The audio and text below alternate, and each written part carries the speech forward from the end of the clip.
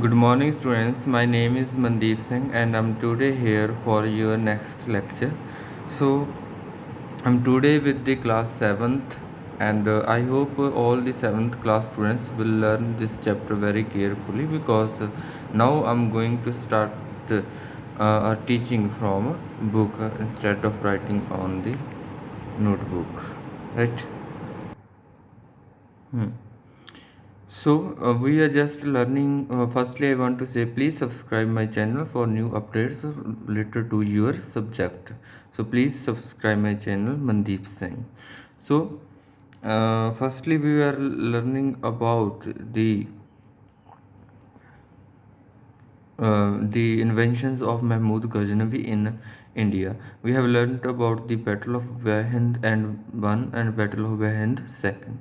So now we will learn about the latter raids. Okay, after initial victories, Mahmud of Ghazni focused on looting the temples of North India. ठीक है, उन्होंने north India के temples को लूटना शुरू कर दिया, उसके ऊपर फोकस किया बैटल ऑफ वेहंद टू के बाद.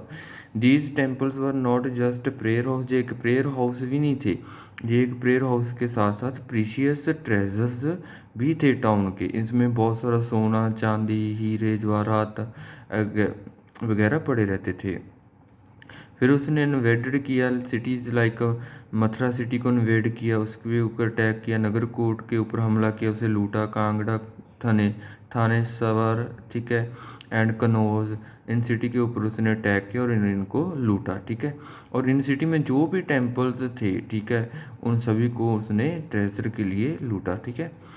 However, the most significance of Mahmud's attack was the loot of the temple of Somnath. ठीक है, जो गुजरात में सोमनाथ टेम्पल, इसको उसने लूटा. ठीक है, वहाँ से बहुत सारा पैसा, बहुत सारा धन दौलत, हीरे जवाहरात, सोना चांदी, ठीक है, वो वहाँ से लेकर गया. क्योंकि जो सोमनाथ टेम्पल था वो अपनी रिचनेस के लिए फेमस था, अपने पैसे के लिए फेमस था. After 3 days of fierce fighting, Mahmud defeated the Rajput army of 50,000 soldier को उसने डिफीट किया. ठीक है, and return home with immense wealth. Somnath के ऊपर जब उसने अटैक किया तो उस टाइम जो ओपोनेंट पार्टी थी उसके 50,000 सोल्जर उसने उनको डिफीट किया, और उसके बाद वो सारा पैसा वेल्थ जो सोमनाथ टेम्पल की थी उसे वो अपने घर ले गया. ठीक है. Though Mahmud was successful in subjugating Indian kingdoms, ठीक है, he had no ambitions of establishing his rule in India. जो महमूद था उसकी कोई एम्बिशन नहीं थी, वो सिर्फ इंडिया को लूटना चाहता था, और लूट की वेल्थ थी जो उसे वो आगे सेंट्रल एशिया की इन्वेंशन में उसे यूज़ करना चाहता था. He was also interested in the treasure of India which is use to beautify the city of Ghazni. उसने जो इंडिया के ट्रेजर थे, लूट का सामान था, उससे गजनी को ब्यूटीफाई किया, एंड उसके को एक फाइनेंशियल कंट्रोल भी दिया. ठीक है. Then Mahmud was known as bandit and ideal breaker owing to his numerous loots in India.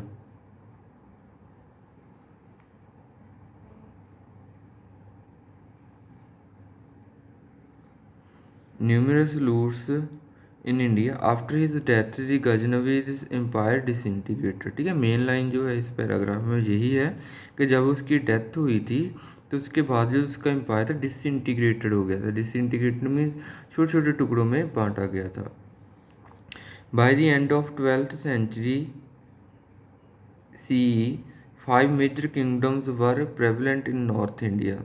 ठीक है, उसकी डेथ के बाद जो 5 मेजर किंगडम थे इंडिया में वो यही थे कि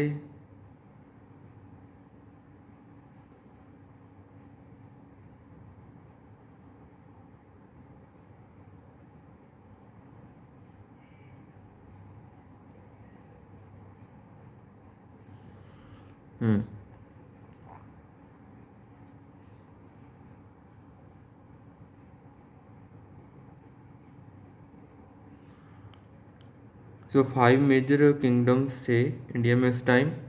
these were the Chauhans of Delhi, Ajmer of Rathore, Chauhans of Delhi and Ajmer, Rathors of Kannauj and Chandelas of Bundelkhand and Solankis of Gujarat and Parmars of Malwa। ये 5 थे, ठीक है, 1 2 3 4 and 5। It was during the period India that faced another Turkish invasion, that's of Mohammad Ghori. सो महमूद गजनवी के बाद मोहम्मद गौरी आया, उस time जो 5 kingdoms थे। सो मोहम्मद गौरी गौर प्रोविंस थी, उसका वो किंग था, ठीक है, गजनी के साथ ही था, ठीक है।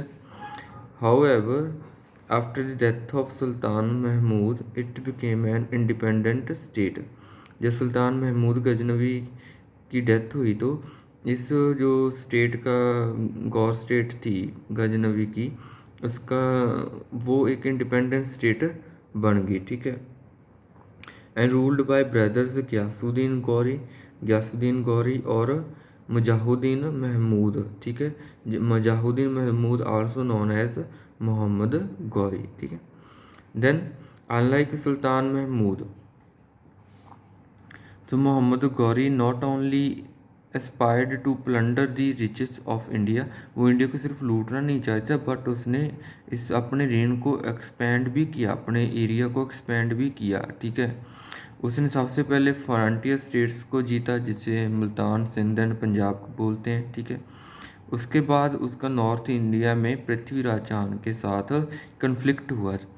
इस कन्फ्लिक्ट में फर्स्टली पृथ्वीराज चौहान था, उसे राज पिथौरा भी कहा जाता है, वो चाहमाना डायनेस्टी से रिलेटेड था। सो पृथ्वीराज चौहान के कन्फ्लिक्ट में उसकी 2 बैटल्स हुई। फर्स्ट बैटल ऑफ त्रैन, ठीक है, 1191 CE में हुई। इस बैटल में पृथ्वीराज चौहान जीत गया था, और जो गुरिद फोर्सेस में गौरी की फोर्सेस थी, ठीक है, उन्हें डिफीट किया गया, ठीक है। देन सेकंड बैटल हुई, ये 1192 में हुई, त्राइन की सेकंड बैटल। तो इसमें मोहम्मद गौरी था, वो रिटर्न किया उसने बदला लेने के लिए अपनी हार का, ठीक है। उसके बाद जो पृथ्वीराज चौहान था, उसने राजपूत किंग्स को यूनिफाई करना चाहा, इकट्ठा करना चाहा, बट वो फेल हो गया, ठीक है। क्यों इकट्ठा करना चाहता, यूनिफाई करना चाहता राजपूत किंग्स को, क्योंकि he know that he want to escape from the formidable threat। formidable means excellent threat, बहुत बड़ा खतरा जो था गौरी का, उससे वो बचना चाहता था। देन जो राजा जयचंद्र कनौज का था, उसने भी रिफ्यूज़ कर दिया पृथ्वीराज चौहान का साथ देने के लिए। इस तरह जो त्राइन की दूसरी बैटल थी, उसमें मोहम्मद गौरी ने पृथ्वीराज चौहान को डिफीट किया, और उसने एक डायनेस्टी की फाउंडेशन लेड की दिल्ली में, ठीक है, और उसने मुस्लिम रूल शुरू कर दिया। He occupied Delhi thereby ending Rajput rule in north India. इसी तरह से जो राजपूत रूल था इन नॉर्थ इंडिया में, उसे ख़त्म कर दिया गया। उसके बाद बैटल ऑफ चंदावर 1194 CE, ठीक है, त्राइन की बैटल के 2 साल बाद। After occupying Delhi Mohammad attacked Raja Jaichandra of Kannauj. तो मोहम्मद गौरी ने राजा जयचंद्रा कनौज के ऊपर अटैक किया, and defeated him at the battle of Chandawar की बैटल में उसने 1194 में डिफीट किया। So this battle give Mahmud control over most of northern India.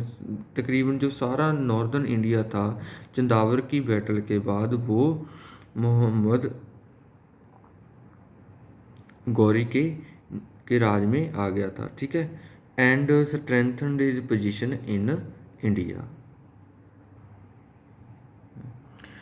After annexing Indian territories to his empire, Mohammad Ghori return to Ghor, ठीक है, फिर गौर वापस चला गया। He left the consolidation of Indian territory under his military general. फिर जो military general था कुतुबुद्दीन ऐबक, उसके अंडर वो इंडियन टेरिटरीज को छोड़ गया। Aibak next several territories in India such as Mathura, Gwalior, Malwa. Aibak ने मथुरा को जीता, ग्वालियर को जीता, मालवा को जीता। उसके बाद उसका एक जनरल था मोहम्मद बिन बख्तियार खिलजी, ठीक है, उसने बिहार और बंगाल को जीता।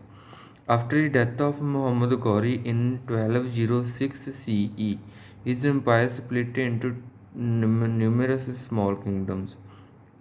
जो मोहम्मद गौरी था उसके डेथ हो गई थी 1206 CE में, तो उसका जो राज था वो डिसइंटीग्रेटेड हो गया था, ठीक है, बहुत सारे किंगडम्स हैं, स्मॉल किंगडम्स में। तो उसके बाद जो कुतुबुद्दीन ऐबक था उसने चार्ज लिया गौरीज इंडियन टेरिटरी का, वो राजा बन गया। इस तरह से उसने मामलुक डायनेस्टी को स्टार्ट किया। जो मामलुक डायनेस्टी थी उसे स्लेव डायनेस्टी भी कहते हैं, ठीक है। तो वो सुल्तान बन गया, ठीक है, इंडिया का। उसके बाद Aibak was still a slave of Mohammad Ghori, ठीक है। The period from the inception of his rule in 12 उसका जो पीरियड था 1206 CE में स्टार्ट हुआ था स्लेव डायनेस्टी का और मामलुक डायनेस्टी का, और 1526 में ये ख़त्म हो गया था। सो इस पीरियड को हम दिल्ली सल्तनत पीरियड बोलते हैं, ठीक है, दिल्ली सल्तनत पीरियड बोलते हैं, क्योंकि जो दिल्ली सल्तनत के किंग थे वो सुल्तान कहलाते थे, ठीक है। सो सुल्तान से सल्तनत, तो ऐसे में जो Delhi as a capital city थी उनकी, ठीक है।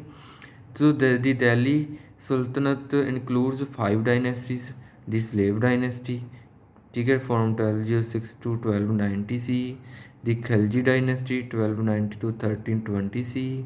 तुगलक डायनेस्टी जिसमें मोहम्मद बिन तुगलक था, ठीक है, 1320 to 1414. दी सैयद डायनेस्टी, ठीक है, 1414 to 1451 CE. The Lodhi dynasty the 1451 to 1526 जिसमें Ibrahim Lodhi, Bahlol Lodhi and Sikandar Lodhi main Kings थे।